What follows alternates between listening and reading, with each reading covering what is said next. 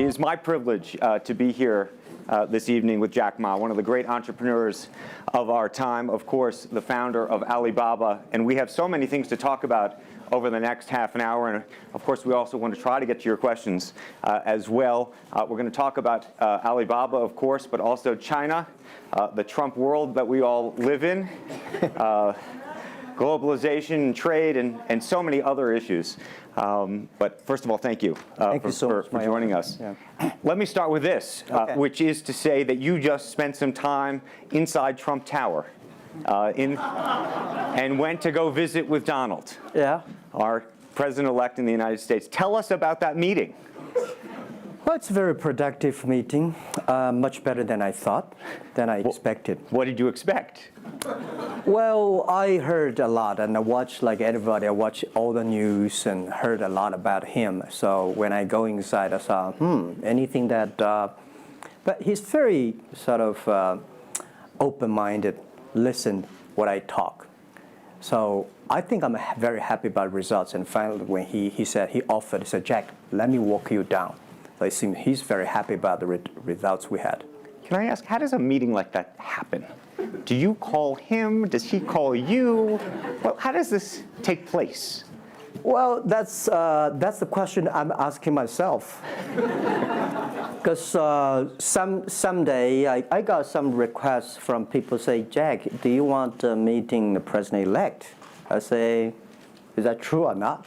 Because I'm not ready for that. Because I don't know what to talk about. And then a few days later, I got another request. I got several requests, and then I saw one email with a friend, and it's very sort of specific. I thought about it. I think, yes, maybe I should go and have a talk. And at least I think President-elect Donald Trump would be happy to hear what I want to talk about. So I went. And what did you tell him?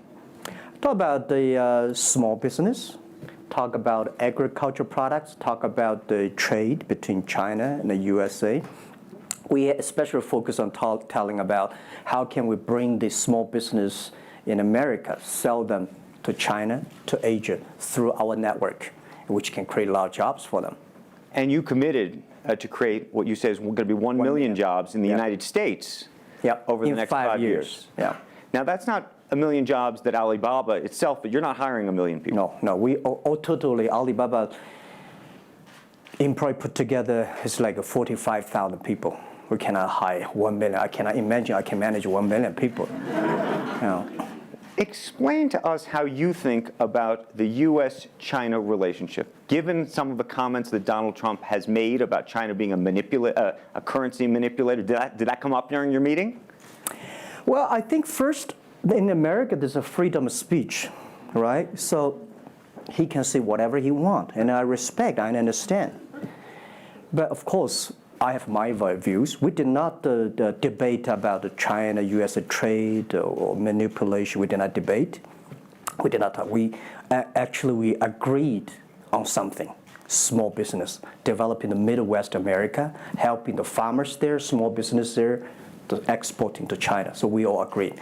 But something that we did not discuss about the American, the job losing to China, Mexico, and this.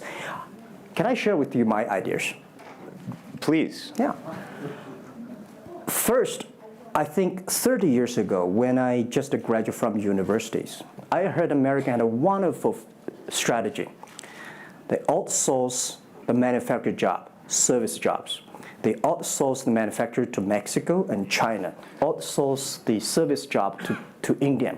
There's a book called The World is Flat. Tom Friedman, colleague at the New York Times. And I think it's a perfect strategy. You know, that the Americans said, we just want to control the IP, we just want technology, we just want the brand, and leave the lower-end jobs for the world. Great strategy. And second is that the American international companies made millions and millions of dollars from globalization. The top 100 companies in America. Amazing. I remember when I graduated from university, I tried to buy a beeper, the Motorola beeper. Cost me $250. My pay at that time is $10 a month as a teacher. And the cost of making that beeper is only $8 for a chip. Right.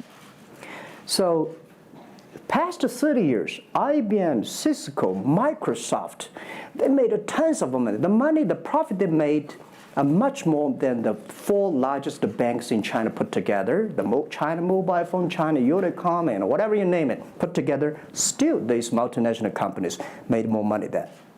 So their market cap grew more than 100 times in the past 30 years. But where'd the money go? This is what I'm curious, because as a business people, I always care about the balance sheet. Where's the money coming? Where'd the money go? Past 30 years, the American had 13 wars, spending $14.2 trillion. The money going there. What if they spend a part of that money on building up the infrastructure, helping the white collars and the blue collars? No matter how strategy good it is, you're supposed to spend money on your own people, right? Not everybody can pass Harvard. Like me, they're not good at education, right? We should spend money on those people who are not good at schooling. And the other money, which I'm curious about, is that when I was young, I heard America is about Ford and Boeing, those big manufacturing companies. The last 10, 20 years, I heard about is Silicon Valley and Wall Street. The money go to the Wall Street. And what happened? Year 2008. The financial crisis wiped out $19.2 trillion USA alone. They wiped out all the white collars and destroyed 34 million jobs globally. So what if the money is not Wall Street? What if the money spent on the Middle East, Middle West of the United States, developing the industry there? That could be changed a lot. So it's not the other countries steal jobs from you guys. It is your strategy. Okay, but you do not distribute the money and things in a proper way. This is what I. And now we're having a backlash. And that backlash is a rebuke of globalization. And so much of the conversation, frankly, that we have here, and that backlash is happening in the United States. But I will say President Xi was here yesterday. You had lunch with him. And he was quoting Abraham Lincoln. What did you make of that? Well, I would say that globalization is a great stuff. It's the USA, it's developed countries to teach us how to do globalization. I remember 2002 or 1 before China joined the WTO, everybody in China was worried. Me, I was worried. Because what if all the international products come to China, destroy our industry, and we have to lose a job? So convince China, after 20 years, then you guys are telling, say, this is a terrible thing. I believe globalization is good, but globalization needs to be improved. This is Donald Trump, president-elect, want to solve it, the problems. That globalization, I think, should be inclusive globalization. In the past 30 years, the globalization was controlled by 60,000 big companies. 100 years ago, globalization was controlled by several kings and emperors. What if next 30 years we can support 6 million business doing business across the board? What if in next 30 years we can help support 20 million small business can do business across the board? So this is something which I believe globalization should be inclusive. And do you think that the words of President Xi will happen in reality, which is to say that China has largely acted on its own behalf for many, many years, and now is effectively saying that the U.S. needs to continue acting on everybody else's behalf? Yeah, I think, the world needs some, Mr. Xi yesterday said, it's a wonderful time, it's a best time, or the worst time. The world needs a new leadership, but the new leadership is about working together. This is what I understand. We do not necessarily need one specific leader to teach us what to do, what not to do. But the world have to partner together. This is what I think. And I think as a Chinese, as a business people, I feel proud for what President Xi said yesterday. As a business person, I want the world to share the prosperity together, to join the force together. As a Chinese, I'm happy about what he committed.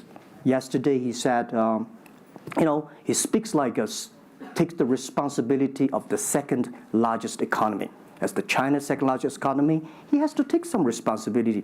This is the first time I heard a Chinese leader make number commitment. He said, next 10 years, we are going to import $8 trillion. This make me feel excited because China is transforming from exporting to importing. If there's a concrete number, if we can fulfill it, this is going to be huge change to the China and to the world. But don't you think that it's easier today for China to be interested in globalization because of the benefits that can accrue to China because you're continuing to develop than it is for countries that are, quote unquote, developed? Well, first, the WTO rule is not designed by China. It's not made by China. I will say there's something that I want to change. The WTO is designed, a lot of rules designed for big companies in the past 30 years, and only big companies can do it. And China definitely benefit a lot from opening. I think China should learn one thing, that we grow in the past 30 years. It's because we open to the world. If we continue to open to the world, not fully. Okay. An American business that wants to effectively go into business in China has a very difficult time, has to partner effectively with a company that's there already. This is why I said China has problems too. The world has problems. And China definitely has a lot of problems. China should open, should be more confidence. This is what I feel yesterday. I feel the confidence of Mr. Xi that he is ready to open more to the world. This is what I suggest, that we should solve the problem by business community, right, by negotiation. WTO, China joined WTO for 20 years or 70 years. I don't know the number. But the past years, that I think we as a business, we as a country, we as the world, we have to review something. Right. But not because unbalanced things, we stop it. You've been calling for something called EWTP. Yeah. What is that?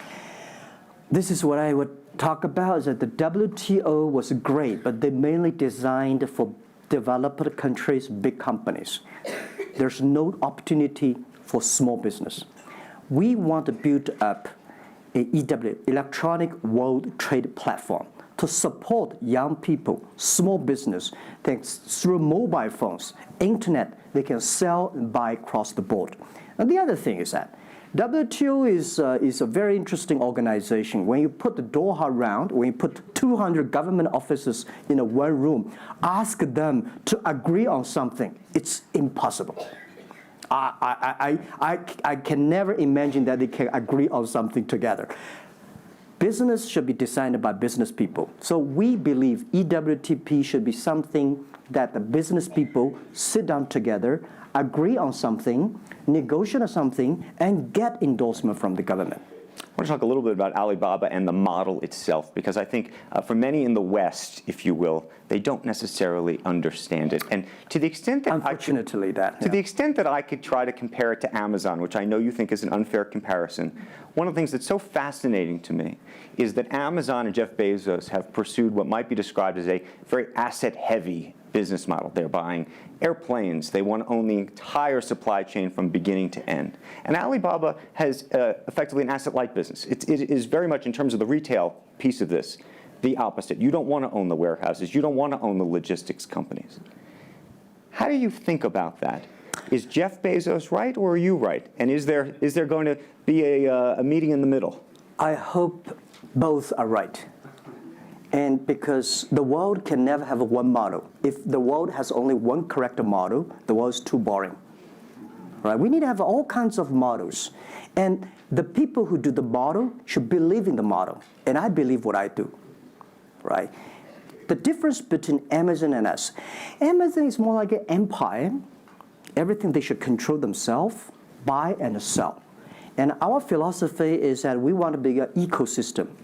Our philosophy is to empower others to sell, empower others to service, empower making sure the other people are more powerful than us, making sure with our technology, our innovation, our partners, our 10 million small business sellers, they can compete with Microsoft, IBM. Our philosophy is that we think using internet technology, we can make every company become Amazon. Remember one thing, today for our sales, our GMV last year is more than 550 billion US dollars. To hire people deliver for us, we need 5 million people. So how can we hire 5 million people deliver things for us to deliver the things we sold? The only way we do is empower the service company, logistics companies, making sure they are efficient, making sure that they make the money, and making sure that they can hire more people. But without owning the whole chain, can you do it as effectively? The idea that you're watching Amazon being able to deliver things now within hours, literally. We made 125 cities deliver within 1 day last year. Imagine, 10 years ago, deliver one thing from Beijing to Hangzhou takes about 8 days. Now you can deliver things from Beijing to Inner Mongolia, some city, within 12 hours. It's improving. You can never expect these things happen within 24 hours. We have patience. So I think, can you imagine that within the 11/11 Singles Day, we sold $17 billion, and by delivering more than 600 million packages within 3 days. This is happening, and this is what we feel proud of. It's not how much money we make. It's not how powerful we are. We think because of the technology, we can make the technology very inclusive, that every small companies can use it. This is my dream, because I started my first business in 1992 in China as a small business. In order to borrow money, 5,000 US dollars from bank, took me 3 months to acquire, still failed. So difficult to be a small business. Today, with the technology, we can empower them. This is something I want to do. One of the critiques, as you know, and it continues to linger around Alibaba, is the piracy issue. There's an IP issue, and it's an issue all over China, but you take the brunt of a lot of it. Yeah. How much progress have you made in your mind, and how do you think about some of the regulatory bodies in other countries, including the US, that continue to criticize Alibaba for these issues? First, when we start do this business, as a business like this size, you have to take all the criticism. You have to listen what is right, what is wrong. And second, as an e-commerce, when you put 10 million small business, empower them to sell. We do not like Amazon buy. We cannot check. Even when you buy $55 trillion or $550 billion, you cannot check every product. So the model itself and the e-commerce itself may have a lot of these flaws. And third, I would say in the past 17 years, we are the leader of this anti-privacy issues, the IP, protect the IP. But the second, we are internet companies. We do not have the law enforcement. We find this guy is selling product, cheap, fake products. We delete them. We cannot arrest them. But we have huge progress. Last year alone, we put 400 people into jails. We deleted 370 million fake products listing on our site. I would say we are the leaders, and we are using the big data to check who's buying, who's manufacturing, who's selling, what is the address. So now I'm happy about the whole world, especially China, all the government organization, start to realize the issues. So I would tell you, good thing is that today, when you go to those criminal group, which I call them criminals, those fake products manufacturers, sellers. You've praised the quality, though, of some of these. I would talk about it later, right? Those criminals said they can go anywhere but not Taobao and Tmall, because using our data, we trace where they are, who they are, what's the address, what the amount. and we will deliver this to the police station and working with them to arrest them. The quality issues is something I want to share with the people. It's not about praising the fake products. I want to say that for so many years, those branded companies, you have to be very careful because the fake products, their quality improving is scary. That is the difference between us. Because when you find guys, the people said this is fake, and you have to find people, you have to find a third-party institution to check it is fake or not. We find sometimes the quality is better. And I tell you, another thing is even scary. There's one branded company. He said, we are selling fake products. We check everything, there's nothing wrong. So we say, what is wrong? So we buy the products from his flag shop and deliver to them. They say, it's a fake. You know what I'm saying? Yep. We buy things from the flag shop of this brand and deliver back. It's the fake products, they say. So it's a bit confusing. Right. This is fighting against the fake products. Is the war against the human greediness. It's not easy. You cannot finish it, but you have to continue to fight. And I want to say we put 2,000 people, 1 billion RMB every year fighting against that. It can never finish the war within 2 years. But I'm happy. Whether people criticize me, criticize us, the most important is that we are happy about the progress we made. Right. But if people praise me, so, when people say, Jack, you're wonderful, I know I'm not wonderful, right? Oh, Alibaba's great. We are not great. We are just a 17-year-old company. But when people say, you're doing nothing, no, we're doing a lot of things. But you don't have to argue. You don't have to debate. You do what you believe. One of the things you mentioned was using big data on the piracy side, but the other thing that you're using a lot of that big data to do is provide credit and effectively banking the unbanked. And what's so fascinating to me, and I hope you'll share it, is we've talked about the Sesame credit. Yep. How you are able to use big data effectively to figure out who deserves credit and who doesn't in a marketplace where some of these people had no credit history before. Okay. Well, before we do that, we had a system called Teach Computers to learn how to anti-fake products, teach the computers to learn how to, because we have Alipay, a lot of people try to use all the ways to cheating. So we teach the computer how to do that, the cheating things. So we've been doing that for 10 years. Until now, there is called artificial intelligence, because we've been doing that. We are a data company. 8 years ago, we said to ourselves, Alibaba should not be an e-commerce company. We should be a data company because we have the data from consumers, we have data from the manufacturer, we have data from the logistic company and transactions. But we think how we can make a data really beneficiary to the society. What China needs is we have a lot of great people. All the small business, they are very credible, but we don't have a credit system for them.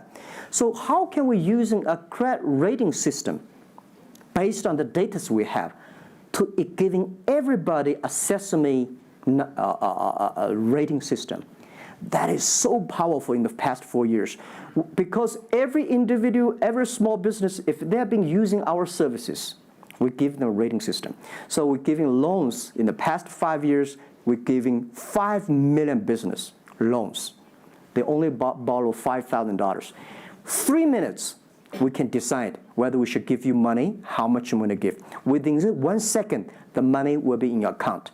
And 0 people touch, so we call it 310. And even today, the Sesame rating system become people dating. The mother-in-law want to say, hey, you want to dating with my daughter? Show me your rating system of the Sesame card. So it's so funny. We go to people want to rent a car, people want to rent a bicycle. They will say, show me your Sesame cards. Good. Because if they do not pay back, if they do not fulfill, the rating system is going to low down and they can never rent a house. This is what we want to build up, the system. That if you sell or buy fake products, the Sesame cards will show. I'm going to open it up to questions, but a final one from me. There's been a lot of speculation that you're going to get into the business of Hollywood. Your name has appeared, Alibaba Group, at the beginning of a couple of big films recently. What is the ambition for Alibaba in the entertainment world? The beginning was like this. Several years, every 5 years, we have a review for our strategy. Now, our strategy is always look at the 30 years and 10 years. And every strategic decisions we make, we have to ask one question. Is this decision we made solve society problem? Because we believe the bigger social problem you solve, the more successful you are. So if this cannot solve any social problems, we don't do it. Second, is this project is going to be successful in 10 years? If it's going to be successful in 10 years, let's do it. If it's going to be successful in 1 year or 1 month, now more I would say, forget about it. Because why you can be successful in 1 year or 1 month? So we all have to put parallel. And 5 years ago, we had a big debate about 10 years later, 20 years, what are the things the China society and the world want? So we say happiness and health. 2H strategy. So happiness and health. We believe Hollywood, the movie industry, bring people happy. Because today, nobody's happy. Rich people not happy, poor people not happy, At least when I watch a movie, I feel happy about it, right? So I think we should partner with the Hollywood, especially like a lot of, we have a different way of living. In China, the movie, we have a lot of heroes. But China movies, heroes always dead. The American movie hero never die. If all the heroes die, who want to be the hero? So my movie, I want to make the hero live. Right, so this is, I think we should learn a lot. And it's only about 2 years, so we have another 8 years to go. I want to make our company that it's not e-commerce. It's something that giving people inspirations. Giving people, because I learn a lot. For example, I always say that my favorite movie, Forrest Gump. Life's tough. This is I learned, and that inspired me. That is why when people call me crazy, stupid in the past 17 years, you're crazy, you're doing something never work. You're stupid, how can you do that model? Amazon this model, eBay this model, why Alibaba this model? I told myself, Forrest Gump said, go ahead. Never care about what the other people. And the other thing, Forrest Gump said, nobody make money out of the catching whales. People make money by catching shrimps. So we serve small business. Fair enough. Jack Ma, we should probably end it there because we're going to run out of time, but I thank you. Thank you so much for the conversation. I promised we'd sneak in a question or two, and we literally have 2 minutes, and they're going to get upset with me. If you have a question, and we're going to, I got to beg you to do it within literally, a second. So go for it right there. Okay, I'm not going to say that China and U.S. is going to have a trade war, but if the Trump administration get tougher on China in terms of trade agreement, is that going to hurt Alibaba? Well, I don't think so. I think China and the U.S. should never have a trade war. We'll never have a trade war. And I think we should give President-elect Donald Trump some time. And he's open-minded. He's listening. And I think the war, it's so easy to launch a war. But it's so difficult, almost impossible sometimes to terminate a war. Iraq war, Afghanistan war, is that finished? No. Trade war. I believe one thing. When trade stops, the war starts. Trade is something that people start to communicate. Trade is something people exchange culture and value. And I will be happy if China and USA agree on something and Alibaba business model destroyed. I would destroy Alibaba model by stopping the war between. Because how can you imagine the first largest economy of the world, second largest economy of the world, have a trade war? It's going to be a disaster for two countries and for the world. If anybody can do something to stop it, do anything to stop it. Did you have a reaction to Trump and the situation with Taiwan and how he's thinking about that? Well, Taiwan, I think this is not something about government. This is not something about business. This is something about the people. If the Taiwan issue is the population, if you do Taiwan issue is like against 1.4 billion people. So this is another issue. So we're talking about trade. We're not talking about Taiwan. Very politic. Let's take one final question if we can. I think we can steal one more in. Yes, sir, right there. I'm not a politician. I try to This speak is like me, this. a credit store. How do you assure you are not messing up with people's life and you are not dictating the whole, credit kingdom or the system? Because now you are the decision makers, you are the rule makers. Okay. First, I'm not sure. People say, oh, this is uncertain world. Every day is uncertain.